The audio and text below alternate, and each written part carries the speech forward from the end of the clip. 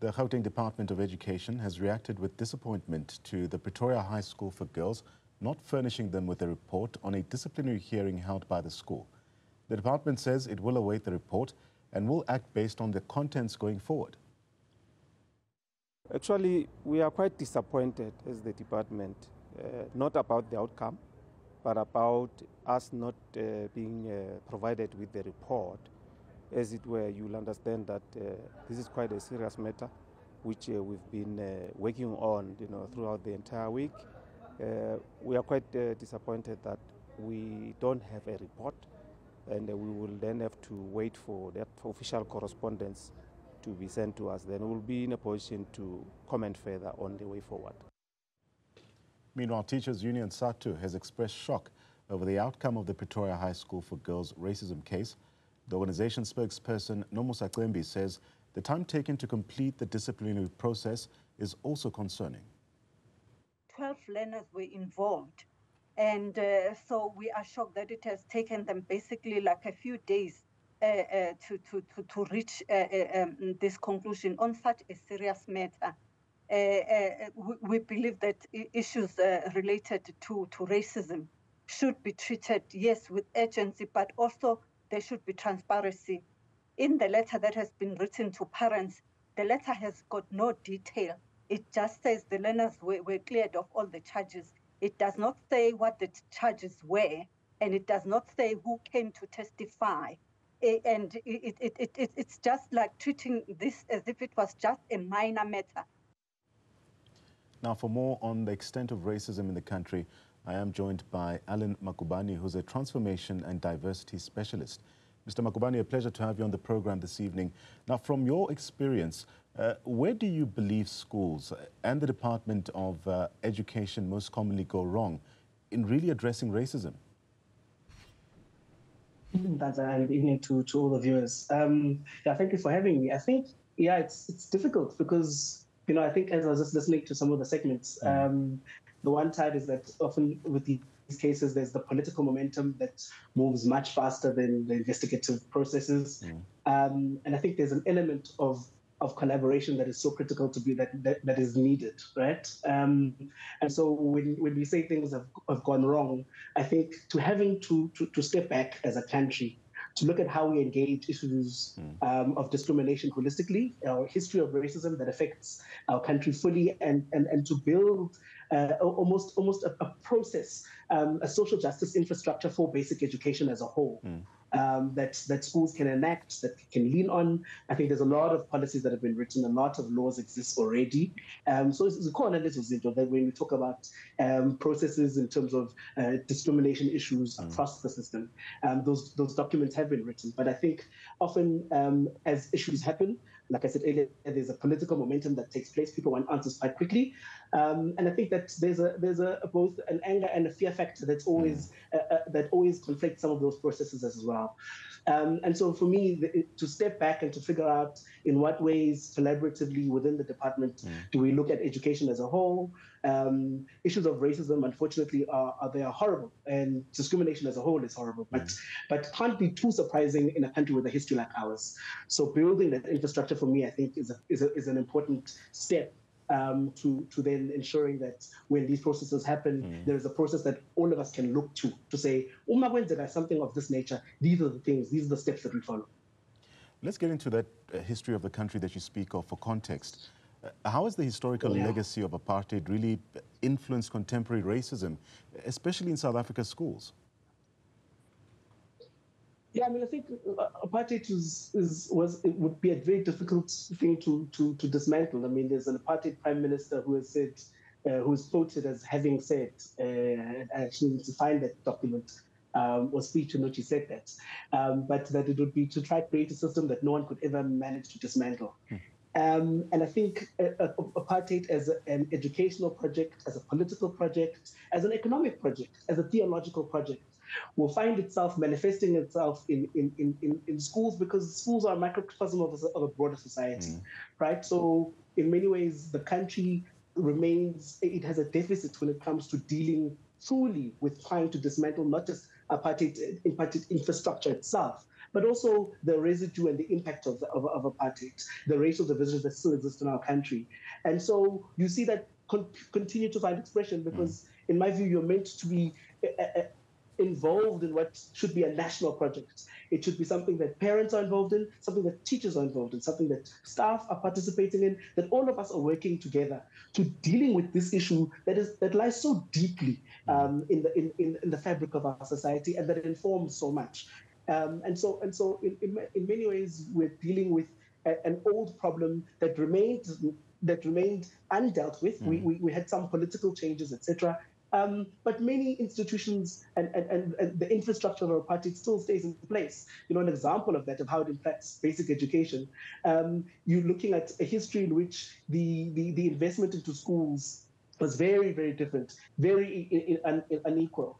And so to this day, I have my own nieces and nephews still travel the 10, 12 kilometers I used to travel to access better, what we call better schools, which would be former Model C schools. There is a party infrastructure still at work, right? Just in terms of basic access to institutions of education as well. So I think you then find that taking place socially interpersonally in schools as well.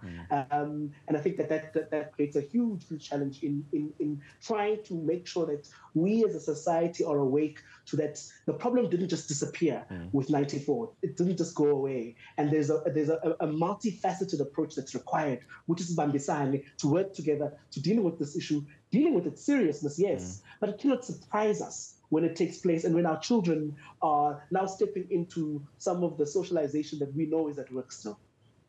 You make very interesting remarks, and I want to get more into that because there are key shortcomings in the current anti-racism policies within schools. How can they be improved to really ensure effective implementation, and what are these from your view? Yeah, I think, so if you're dealing with kind of consummation or discrimination policies in education, you've got the constitution of the country, right? Umthetho Segelo, and the Umthetho Segelo of the country becomes the overarching law, right? So you've got the Bill of Rights, you've got our preamble, all of which speak about a society based on democratic values, social justice, and fundamental human rights. Within that, you've got the Schools Act, you've got the basic rights education handbook. There are a number of pieces of legislation under which, or rather that then inform discrimination policies in schools. Right. So some of the challenges that you find with some of the policies is that, one, they become quite racially focused, right? So racism is a big issue and that upsets a lot, but there are other forms of discrimination that remain rampant in our society that we must deal with too. So they aren't necessarily comprehensive all the time. And so the work is always about how to ensure that they are comprehensive in identifying forms of discrimination that speak to legislation, that speak to our that all of which is spoken about in Chapter 2 of the Constitution, but equally that they have proper and sound restorative processes, right? So to say, when something happens in education, we don't deal with issues of racism the same that we deal for children as we do for adults. So when something happens between two 10-year-olds, right? We're talking about children in grade 4, anywhere in the country, where they use quite horrible words to each other, words that are illegal, words that are grotesque, whatever the form of discrimination is. The process of dealing with those children cannot be the same as that you would deal with adults. Because in education, there's a formative process that's at work about socializing citizens, etc. And so in education, there's a different kind of approach that I think some of those discrimination policies will speak to. I think one of the things is also about how to ensure that any restorative approach that a transformation or a discrimination policy outlines must include multiple stakeholders, right? So there'll be something for the students to do, there'll be something for the teachers to do, there'll be something for the parents to do, right? And in that, it allows multiple people to participate in the restoration or in the addressing of justice, right? And any school will keep some sort of logs, some sort of way of keeping track of these issues when they arise, where they're coming from, the interventions that are required, bringing parents in, etc.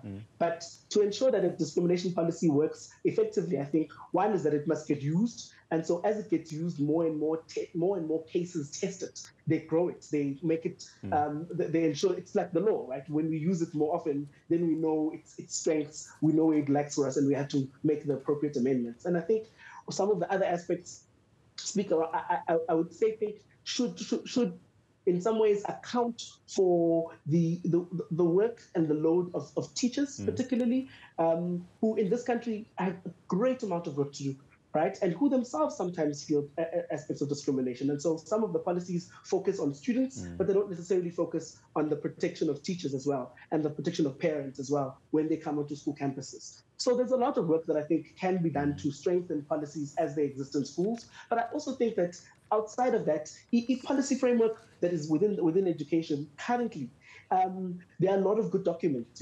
Like I said, the basic hand rights document, and others that really outline quite clearly the nature of discrimination in education and what needs to be done about it. And so to support teachers or management in education when they have to execute what is a complex issue, what are complex scenarios when they're faced with them. I've on multiple occasions in various instances and in various schools around the country found myself called to an issue, and by the time I was called to start an investigation as a teacher, right, as a head of transformation, by that time sometimes the media knows before I do. And so there's an aspect to which we as a country, the adults of our country, need to hold accountable, but also give room. And there's a difficult tension there, right, about how do we ensure we give people room to do the investigation, but that investigation is outlined somewhere that is robust, that is clear, that is just, and that's constitutionally aligned and legislatively aligned, and then also give the room. But the challenge is that you're also talking about things that hurt. You're talking about real pain. You're talking about real suffering. You're talking about abantu abahluphekayo. And I think there's a history in this country of such deep pain that often when we're dealing with these matters, we are also speaking from our own hurt and our own history. And that's not always easy to navigate. Allan, to take from your words, you describe this as a very complex issue. But let's speak to more interventions here. How should schools address and really educate students about these racial microaggressions, particularly when they are subtle and may not immediately be recognized by the perpetrators themselves?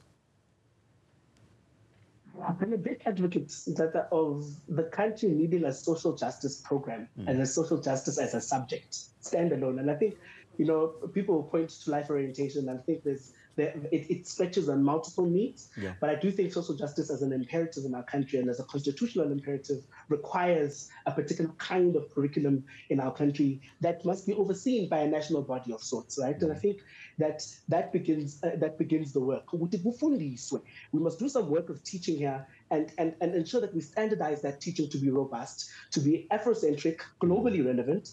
And so I think when you talk about microaggressions, when they're hard to identify, the work of racial literacy within social justice education is part of the capacity building that I'm talking about, right? To ensure that every child in this country is educated not just about racial literacy, but about discrimination in its nature and how it works.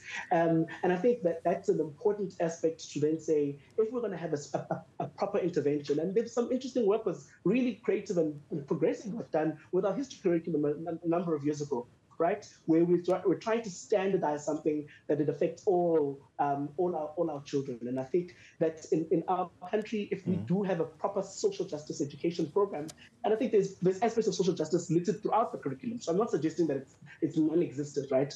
But I do think that an instructive program that then has racial literacy, that has gender literacy, that has a number of the dimensions of diversity that we often find ourselves at the intersection, right? There's often issues in those areas, that we put that in a curriculum of sorts, that we ensure that staff are capacitated to navigate that as well, right? Because these are complex issues, and sometimes staff find themselves at a loss as to how to navigate this thing in the classroom when you're dealing with a generation of students who are technologically connected. They're speaking to multiple people in the classroom. A number of ideas find themselves into the classroom space. where teachers necessarily might find themselves unable to hold or facilitate a particular conversation. So capacitating staff and heads of schools is going to be an important part of that process, right? To then say, don't just introduce the subject about understanding the language of racism and of race and of microaggressions, etc., but ensure that all those who must live it, benefit from it, study it, impart it, capacitated to do so. And parents must be another key stakeholder to that as part of the parenting and the educational community around the school to supporting that. Allan, let me thank you for your time and really sharing your valuable insights into this very crucial topic. It's quite clear that addressing racism in South African schools requires a multifaceted approach, which also involves proposed policy changes as well.